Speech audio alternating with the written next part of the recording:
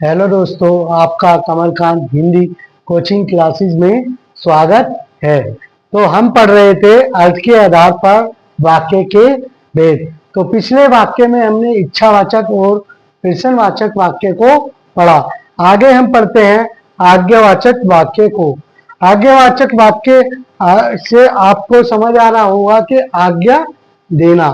तो जिस वाक्य से किसी प्रकार की आज्ञा, अनुरोध, अनुमति, आदेश और निवेदन आदि का बोध होता है वो हमारे आज्ञावाचक वाक्य कहलाते हैं। उदाहरण देखते हैं इसका। जैसे आप उठिए, तो आप उठिए इस वाक्य में आज्ञा दी जा रही है। दूसरा देखते हैं मेरे प्रश्न का उत्तर दो। तो इस मेरे प्रश्न का उत्तर दो इस वाक्य में आदेश दिया जा रहा है। और तीसरा देखते हैं जाइए, जल्दी कीजिए इस वाक्य में आज्ञा दी जा रही है। तो आज्ञावाचक वाक्य जिन वाक्य में आज्ञा, अनुरोध, अनुमति, आदेश का बोध होता है वो हमारे आज्ञावाचक वाक्य कहलाते हैं। अगला हम पढ़ते हैं संकेतवाचक वाक्य। संकेत का अर्थ आप जानते हैं, संकेत, संकेतों के द्वारा बातों को समझना।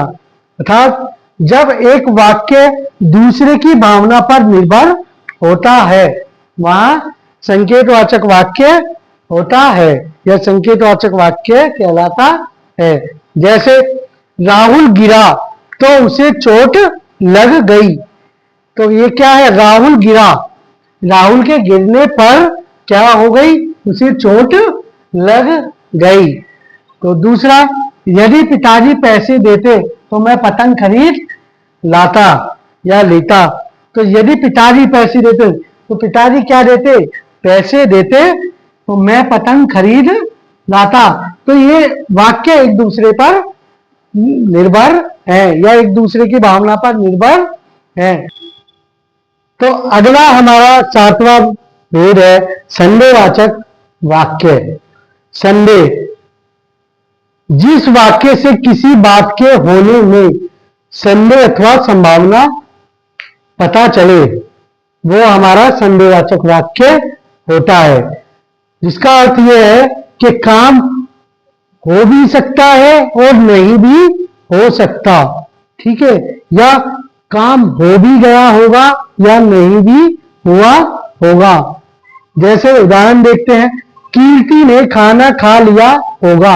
अब इस उदाहरण में कीर्ति ने खाना खा लिया होगा, इस वाक्य में पता लग रहा है कि कीर्ति ने खाना खा लिया होगा या नहीं होगा। यहां पर संदेह की स्थिति बनी हुई है, या तो कार्य पूरा हो गया होगा या नहीं हुआ होगा। ऐसे ही शायद आज टीचर न आए, शायद टीचर ना आए या आ भी सकता है। तो यह संदेह की भावना बनी हुई है। तीसरा, यह रास्ता शायद छोटा है।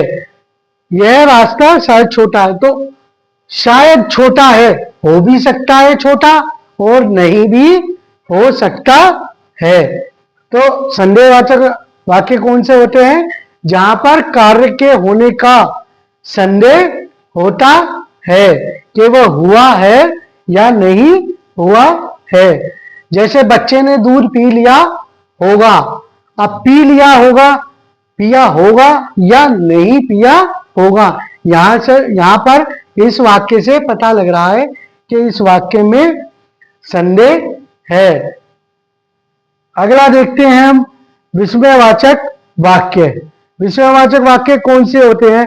जिस वाक्य में हर्ष, शोक, आश्चर्य आदि का बोध हो वो हमारे विस्मयवाचक वाक्य होते हैं। इनमें हाय, मुझे चोट लग गई, इनमें विस्मयवाचक चिन्ह का भी प्रयोग होता है। विस्मयवाचक वाक्य का जो रूप होता है या उनमें वाक्यों में विस्मयबोधक चिन्ह भी प्रयोग होता है। जैसे हाय, मुझे चोट लग गई। तो यहाँ पर ये दुख को प्रकट कर रहा है। वाह कितना सुंदर फूल है, यह हर्ष को प्रकट कर रहा है। अगर आपको हमारी यह कक्षा पसंद आई हो तो आप लाइक करें, शेयर करें और सब्सक्राइब करें। धन्यवाद।